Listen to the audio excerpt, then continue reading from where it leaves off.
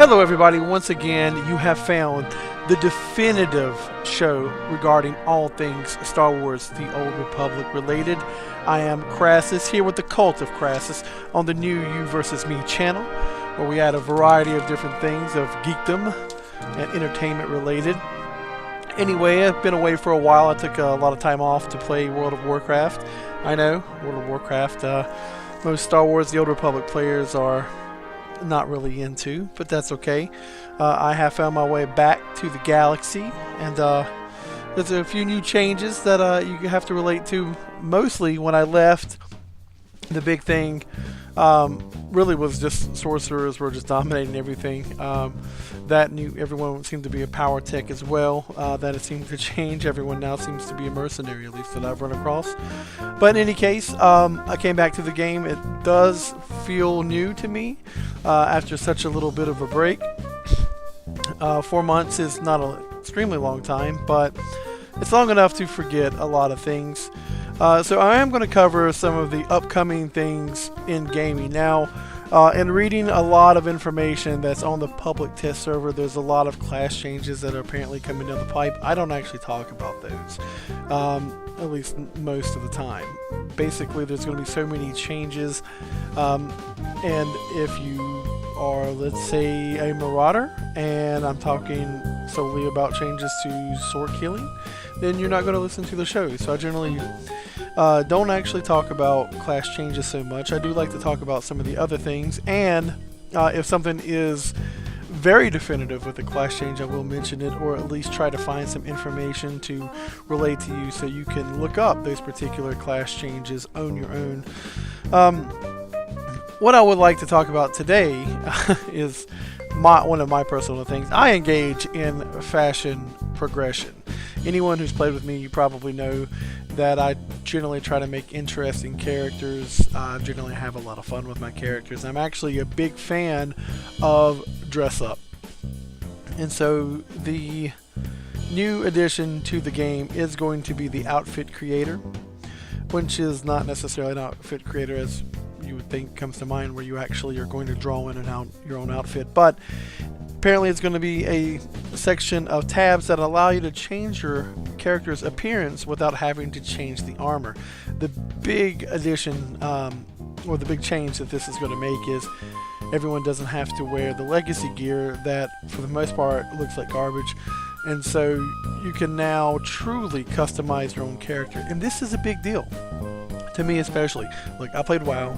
In the World of Warcraft, you can have your own look. And so basically how you do it is you have the transmog set, you go and you look through internet sites and you find something you like, and then let's say if it drops in Ice Crown Citadel off of I don't know, the loot ship, let's just say, so what I have to do is you can solo that, so I have to run and then I do loot ship, and when I do loot ship it doesn't drop. Well, that's my lockout for this week. So I've got to wait until next week to do it again. And hopefully it'll drop then. And then let's say if it's a chess piece, and like I said, this is all hypothetical. I now have the chess piece. It's not like I have a section where I can color match all of my other gear that I have to the chess piece. No, let's say for instance I want to wear purple like I generally do with my characters. I find a purple chess piece, I'm like, woohoo! Now I have to find some purple leggings and purple shoulders and blah blah blah. And some of it might be in Old Hillsbrad, and this is in Ice Crown Citadel, and this comes from Magister's Terrace, and it's all soloable, but sometimes your lockouts will get in the way. However, with Star Wars The Old Republic, with the modding system that at times I hate, but when you get into the system, you find ways that you will actually learn to love it. You're actually able to color match everything to your chest, and that's really nice. But the big thing is it's legacy, and legacy, I'm telling you, all the stuff there pretty much is garbage. I mean, can you really find a good looking pair of legacy boots besides the GSI boots? And maybe if you're into the Manon boots, they look pretty good. So this is actually going to allow real customization for your character. and I love it. You're able to color match and put dyes in this particular gear.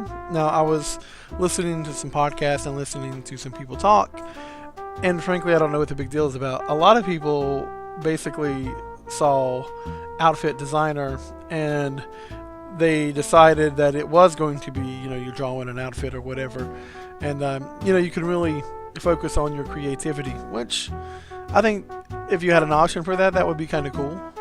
But beyond that, I mean, what do you want? Like, if you really need to find an outlet for your creativity and you're going to do it in a game, I would recommend Second Life.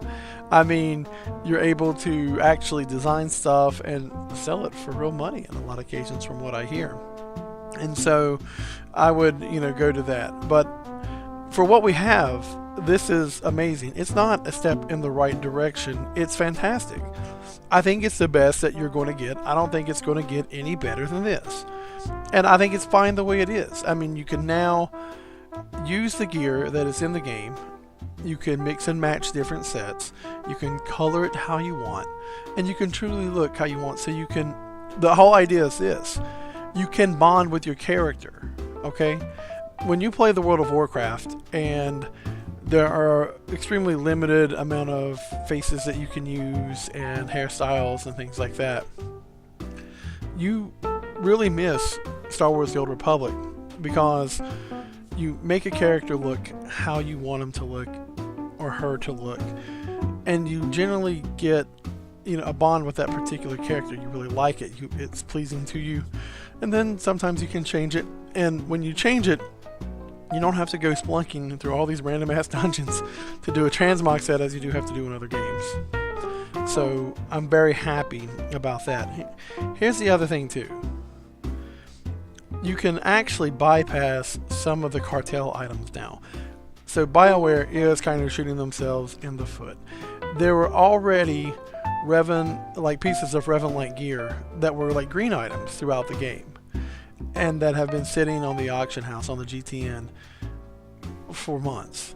Well, now you can buy them and put them on without having to go and spend millions for the Revan pants or whatever. I mean, you don't get to open it to Legacy, but for one particular character that you might want that for, you now have that option. I mean, the Revan chess piece existed before it came out on the cartel market. You can now get that. And so you don't have to spend cartel coins to buy, re-releasings of hyper crates.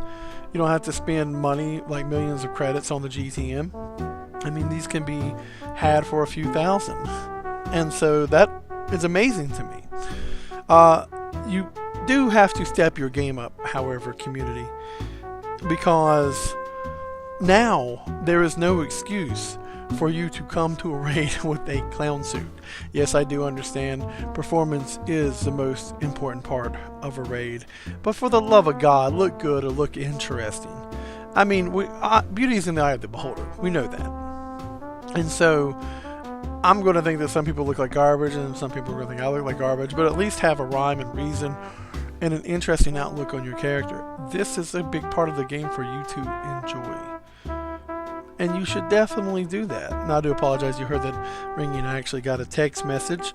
But it does show you that I actually do have some life outside the game. So I guess that's amazing. So thank God for that. Now, this is not just for role players. I mean, obviously role players are going to benefit greatly for it. This outfit designer is also something that you can use just to be interesting, to have fun with the game. Look, there's a lot of parts about Star Wars where they don't really have that good of a sense of humor. And so you can actually use this to add enjoyment to the game, to add fun to the game. And let me tell you what, it needs it. It really does. I mean, I've been back. I've gotten into a few pug runs of TOS and Ravagers. And there is a lot of very serious people playing this game who are good players and good people, but boring as hell. Okay? And this is a way that you can have an interesting character to liven up a situation. Use these tools that are in the game. You really need to do that. Now, the next thing I have to talk about that's coming up is the 12 times experience. That is coming. And for a lot of, progression raiders, they hate it. Because basically what's going to happen is characters or players who have struggled to level characters are now going to be able to flood in and all of a sudden join the pug scene and get into all these raids. And that's true. It can be very frustrating. It can be very aggravating. However, the big gripe is you level so quickly and you don't really learn how to play your character. Well, when you level by regular means, by just, having your experience boost and going through regularly, you really don't learn how to play your character anyway. I mean, there's nothing that really prepares you for in-game raiding before in-game raiding, or in-game ops before in-game ops.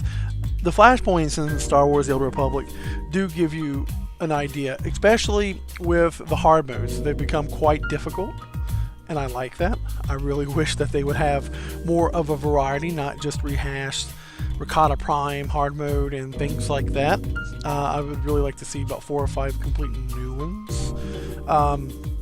But however, we have what we have. And maybe down the line we'll get more. But that does teach you to a certain degree on in-game rating. But that's it. And you only get that at the hard mode level of level 60. Before that, nothing really gets you completely prepared to do this. Okay? If you use your rotation, let's say if you go in, a level 32 and you do the Foundry. Or I'm sorry, 35 and do the Foundry. I think that's the first level. You go in, you don't have all of your abilities, right? So, let's say if you're a mercenary, you go and you do your unload and your tracer missile, and that's about it. And then when you get to level 60, you get these other abilities, you don't know where to put them in. So what you do is you get on the internet and you look for a DPS guide, and then you practice the new rotation. Now the only difference is you have some idea of how long effects last, how long the electro dart might last, and that's good. That gives you some previous knowledge. But if you actually go to a DPS guide, it'll tell you this anyway. And then you go to your dummy and you practice, and then you get into a looking for group version of in-game operations, and then you move on to story mode with your guild, and then hard mode. Whenever Nightmare comes out, you're going to do that as well. So that's great, and that's basically what you do. But you have a lot of background information and a lot of things to look at before you do in-game raiding, whether you level up by normal means or you take the express route of 12 times experience. The biggest problem that you're going to have is when you end up at level 60 after you use the 12 times experience, you're not going to have any gear. And so that's going to be a pain in the ass. Alright, I'm telling you, I know it's going to be an argument, but it's an argument you should really just get over it. And there is a good option. You can turn off the 12 times experience so you can actually level at your leisure and truly enjoy the story, all the side missions. And if you want to do it for this reason, learn your class a little better.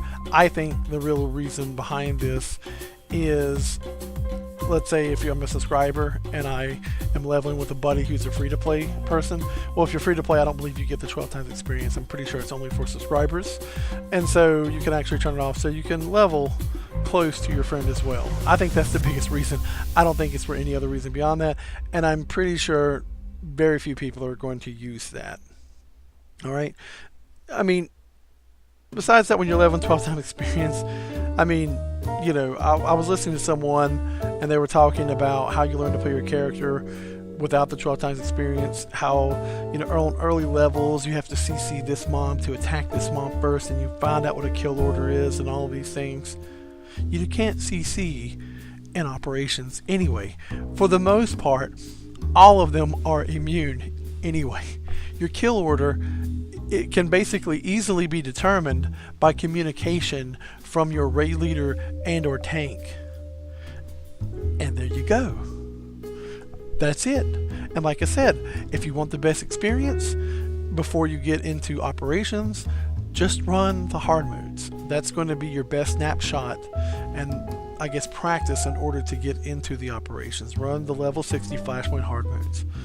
So there shouldn't be any griping about it, because overall this is good. It's going to bring more people to the game.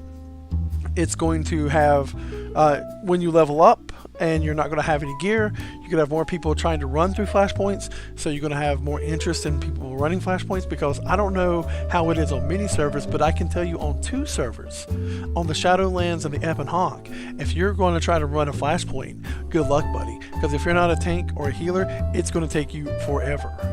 Now don't get me wrong, hey, there's a group finder for WoW, and if you are DPS, it takes a while as well. On the average that when I was playing, when I was getting the flashpoints and I didn't have a tank or a healer to queue up with, it would take me 17 to 20 minutes. But I knew it was going to pop. I mean, what happens if I get home and get on the Ebon Hawk at 10 o'clock at night? I might be there forever without it popping. It may never pop until the next day.